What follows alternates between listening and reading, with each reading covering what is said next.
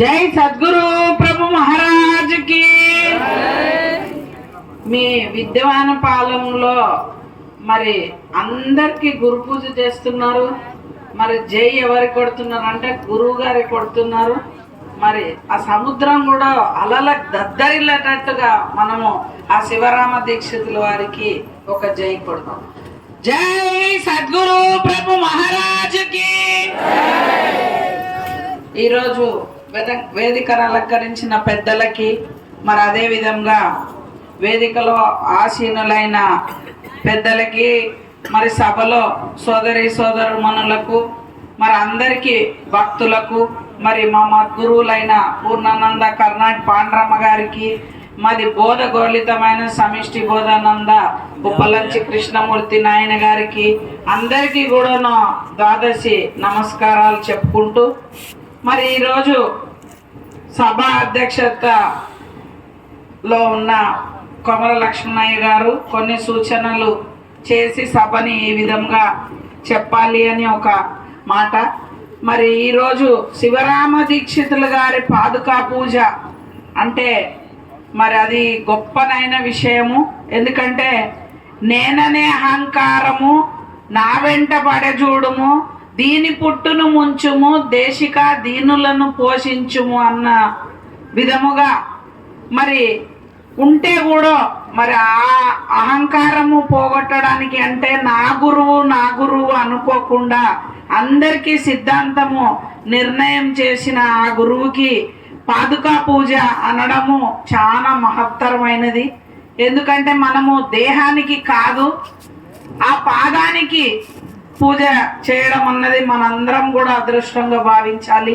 మరి ఈరోజు ఎంతో మహత్తరమైన శివరాత్రి పండగ రోజు మనము మన దీక్షితుల వారి గురు సాంప్రదాయము, గురువు గురించి ఇంత మంచి పూజని పాదుకా పూజ చేసిన ఈ గ్రామస్తులందరికీ కూడా నా ధన్యవాదాలు. మరి అదే విధంగా మరి దీక్షితుల వారు ఎందుకు ఈ గ్రంథము రాయాల్సి వచ్చింది అన్న విషయము ఆయన ఎంతో మరి అందరూ పెద్దలు చెప్పారు. ఎంతో వేదాలు అన్నీ ఆయన ఏమేమి చూర్ణి కానీ మొత్తం అన్నీ ఏమేమి రాశారు అవన్నీ కూడా చెప్పి ఆయన ఎంతో విచారించినాడు. విచారించి ఇది ఎట్లాగా మనము సామాన్యులకు ఏ విధంగా తీసుకుపోవాలి అనే ఆలోచన చేసినందుకే ఈరోజు ఆ గ్రంథము మనకి బయటికి వచ్చినది. మరి అది ఎంత అచ్చ తెలుగులో, ఇప్పుడు సాంస్క్రిట్ అంటే మనకు తెలియదు, మంత్రాలు చదువుతూ ఉంటాము, అన్నీ చదివితే కూడా ఆయన దీక్షితీయ గ్రంథంలో ఫస్టే ఒక శ్లోకం, బ్రహ్మానందం పరమసుఖదం కేవలం జ్ఞానమూర్తిం ద్వందాతీతం గగన సదృశం తత్వం అస్యాది లక్ష్యం ఏకం నిత్యం విమలం అచలం సర్వది సాక్షి భూతం. సర్వది సాక్షి భూతం. ఇప్పుడు పెద్దలందరూ కూడా అందులో సాక్షి దాకా తెచ్చి నిలబెట్టినారు. అది కూడా ఆయన సర్వది ఈ పంచభూతాలతో కాక ఆత్మ కూడా ఆరో భూతముగా ఆయన చెప్పి ఉన్నారు. అయితే సర్వది సాక్షిభూతం, భావాతీతం. ఏమన్నారు? భావానికి అతీతం, త్రిగుణరహితం. త్రిగుణాలు ఎవరికి ఉన్నాయి అంటే ఇందాక బ్రహ్మ విష్ణు మహేశ్వరులకు అని చెప్పారు. అంటే బ్రహ్మ సృష్టి చేస్తాడు, విష్ణువు పోషిస్తాడు, మరి శివుడు లయం చేస్తాడు అన్నారు. అయితే మరి మనం విచారించాల్సింది ఏంటి అంటే పెద్దలు ఏమన్నారంటే బ్రహ్మదేవుడికి మొక్కమన్నారు. ఎవరైనా 4 తలలు ఉన్నాయన అంటే బ్రహ్మ మనకు తెలుసు. అంటే మరి మన శివరామ దీక్షితుల వారు ఏమన్నారు? అవి 4 మహావాక్యాలు, ఆ మహావాక్యాలే ఈ అనేది తినేది వినేది కనేది అవే మొఖాలు అని ఆయన చూర్ణికలు ఎంత విచారంగా ఇచ్చి ఉన్నారు. అంటే ఏంటి అంటే మరి గురువు చెప్తాడు అంటే గురువుకు రూపం లేదు, గుణం లేదు, ఎలా చెప్తాడు? అందుకని ఆయన ఏమంటాడంటే 26 మందికి చెప్పొద్దన్న దాంట్లో ఒక విషయం చెప్తాడు. ఏమంటే జ్ఞానాన్ని బోధించిన వాడు గురువు కాదు, మరి జ్ఞానాన్ని బోధించకపోతే గురువు కాదు అంటే మరి ఎట్లా? అంటే ఈ విషయాన్ని మనకి తెలియపరచడానికి ఆయన ఎన్నో విధములుగా చెప్పినారు. సరే, మనం సూక్ష్మంగానే విచారిద్దాము. బ్రహ్మకు తల్లిదండ్రులు ఉన్నారా లేరా? మనమే ప్రశ్న వేసుకుందాం. బ్రహ్మకు తల్లిదండ్రులు ఉన్నారా లేరా? ఉన్నారా? తర్వాత చర్చిద్దాం. అయితే సరే, విష్ణువుకు తల్లిదండ్రులు ఉన్నారా లేరా? అది మనం ప్రశ్నించుకోవాల్సిన విషయం. తర్వాత శివుడికి తల్లిదండ్రులు ఉన్నారా లేదా? మరి బ్రహ్మ నీకు సృష్టి చేస్తే, విష్ణువు పోషణ చేస్తే, శివుడు లయం చేస్తే మనకి భర్త సంపాదించుకొచ్చి ఇవ్వడం ఎందుకు? భర్త పోయి ఆయన సంపాదించుకొచ్చి ఇస్తే మనము ఇంట్లో వంట చేయడం అన్నీ చేస్తున్నాం. ఎందుకు? బ్రహ్మ సృష్టి చేస్తాడంటే మొగుడు ఎందుకు? ఆయనే సృష్టి చేస్తాడు కదా. అందరి దాంట్లోకి దూరి కడుపులలో పుడతారు కదా. మరి ఇప్పుడు వేరే మతంలో వాళ్ళు కూడా చెప్తున్నారు కదా, యేసుప్రభు కన్యగా పుట్టినారు, అలా పుట్టినారు, ఇలా పుట్టినారు అంటే చెప్పుకుంటున్నారు కదా. మరి ఇవన్నీ కూడా విచారించడం కోసం ఆయన ఇంత మంచి గ్రంథాన్ని మనకి ఇచ్చారు. అంటే దేవుడు అంటే ఎవరు అన్నది, ఇప్పుడు నీవు దేవుడు ఎవరు అన్నది తెలవడానికి కోసమే నువ్వు ఇప్పటి వాటి కాదు నాయన, ఇదిగో నామరూప కర్ణ ఏమీ లేని దేవుడు ఎలా ఉన్నాడు అంటే అది నీవే రా అన్నాడు. ఎందుకు అంటే నువ్వు పుట్టక ముందు ఎట్లున్నావో నీకు తెలియదు. నువ్వు తల్లి గర్భంలో పడ్డావు కదా, పడ్డప్పుడు నీకు పేరుందా? లేదు. మరి నువ్వు అందులో పెరిగినప్పుడు నీకేమన్నా తెలిసిందా? తెలియదు. పోనీ పుట్టిన తర్వాత నీకేమన్నా పేరు పెట్టినారని తెలిసిందా? తెలియదు. మరి తర్వాత పోనీ అలా అలా పెరుగుతూ ఉంటే నువ్వు ఎవరు అన్నది నీకు తెలిసిందా? తెలియదు. ఎప్పుడు తెలిసింది? 12 నెలలు వచ్చిన తర్వాత అప్పుడు నీకు తెలియబడుతుంది. ఏమని? ఇప్పుడు పేరు లేదు కదా, ఓ బయలు బయలు అని పిలిచినాం అనుకో, పలుకుతావా? బయలు బయలు ఇట్రా ఇట్రా అంటే పలుకరా? పలకరు. కాబట్టి తల్లిదండ్రులు నీకు పేరు పెట్టు చేతను పేరాయను. అప్పుడు పేరు పెట్టి పిలుస్తున్నారు. రామనో కృష్ణుడనో నీకు ఏమేమి ఎవరికి ఏమి ఇష్టం ఉంటే ఆ పేర్లు పెట్టి పిలిస్తే అప్పుడు పలుకుతున్నావు. పలికిన తర్వాత కొన్ని రోజులు ఉంటున్నావు. మాట లేనట్టి బయలున మాట వలికననుట వినుట మాయ కదయ్యా. మాయ అయితే మాట్లాడి మానదమౌలం అన్నాడు. నువ్వు మాట్లాడుతున్నావు, ఇక పెద్దగా అవుతున్నావు, ముందు మాటలు మాట్లాడుతున్నావు.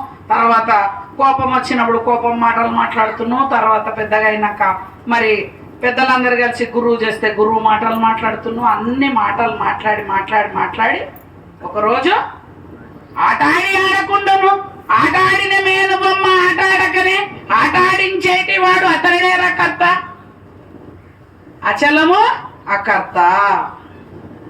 అచలంకి ఏమన్నా సంబంధమా? ఏం సంబంధం లేదు. అందుకని ఆట ఆడి ఆడకుండును. ఏంది? మేను బొమ్మ ఆడుతున్నావు, ఇష్టం ఉన్న ఆటలు ఆడుతున్నావు, నీ ఇష్టం. ఆడి ఆడి ఆడి ఒకరోజు ఆగిపోతున్నావు. అప్పుడు ఏంది? ఆట ఆడకున్న ఒక శవం అక్కడ ఉన్నది. దానికి కళ్ళు ఉన్నాయి, నోరుంది, ముక్కు ఉంది, చెవు ఉంది, అన్నీ ఉన్నాయి. ఆడేటోడు ఉన్నాడా? లేడు. ఎవడాడు? ఎరక. పోనీ ఆడున్నాడు అంటే ఉన్నాడా? లేడు. మరి దేహం రెండు పోతున్నాయి కదా. ఆడేటోడు లేడు, కొంచెం తీసుకువద్దా దాన్ని తగలబెట్టేస్తారు, అయిపోయాయి. లేదా పంచభూతాల్లో కలిసిపోయినాయి. మరి పంచభూతాల్లో కలిసిపోయినప్పుడు అది విచారణ చేసినాడు ఆయన. ఏమి? దేనికి అదే పుట్టాలి కదా. ఈ పంచభూతాలతో ఎలా పుట్టింది అని ఆయన విచారణ ఏమని చేసినాడు?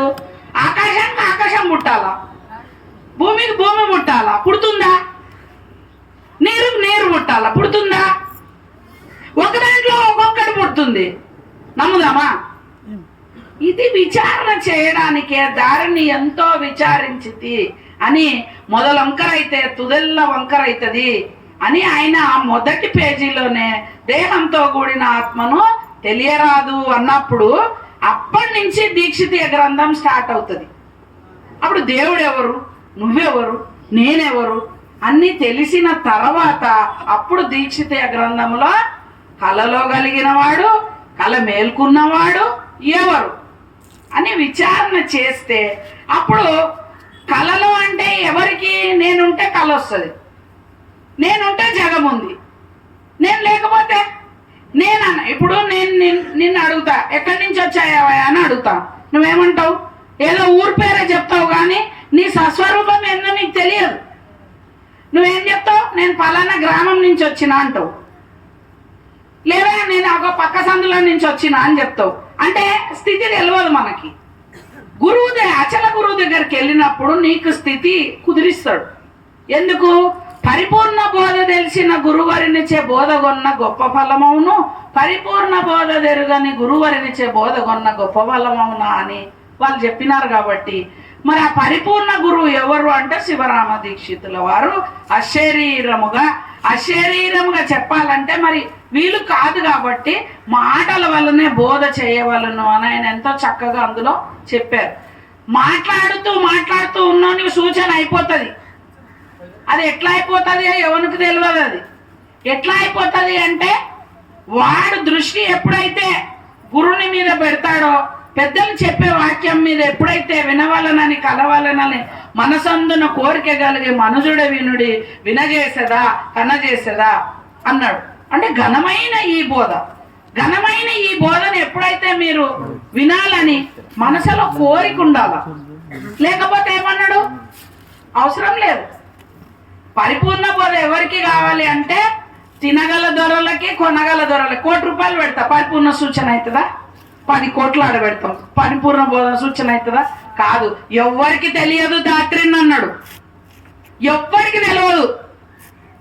అంటే పరిపూర్ణం ఇట్లుండు, అది పలకకుండా అంటే ఎట్లుంది? అది పుట్టుట గిట్టుట లేకను పుట్టే గిట్టేటి ఎరుక పోడి మెరగ చట్టువల కదలకుండును బట్ట బయలు ఇట్టిదేని భావింపదగును, ఎరుకే లేక సేవింపదగును, వట్టి ఆశల చేత పట్టుబడది. పరిపూర్ణం పట్టుబడుతుందా? ఇట్లా పట్టుకుందాం, దొరుకుతుందా? దొరకదు. ఇట్లా పోయి సముద్రంలో ఇట్లా పట్టండి, చేప దొరుకుతుందా? దానికి ఎంతో చాకచక్యం. ఆ చాకచక్యము గురువు దగ్గర ఉంటది. కాబట్టి అట్లాంటి అచల గురువులని మనం చేరి మరి అందరూ కూడా ఈ పరిపూర్ణ బోధని ఎంతో నిశ్శబ్దంగా ఏ విధంగా అయితే విన్నారో, నిశ్శబ్దో బ్రహ్మముచ్యతే అన్నారు. కాబట్టి ఈ నిశ్శబ్దం ఎప్పుడైతే వస్తుందో అప్పుడే మౌన సాజ్ఞ అనే దక్షిణామూర్తి నుంచి కూడా వచ్చిన బోధనే. కాబట్టి మనకి దీక్షితుల వారు అందించినందుకు మరి ఈ సభలో నాకు ఈ సమయం ఇచ్చిన అందరికీ కూడా నా ద్వాదశి నమస్కారాలు చెప్పుకుంటూ ముగించుకుంటున్నాం. జై సద్గురు ప్రభు మహారాజుకి.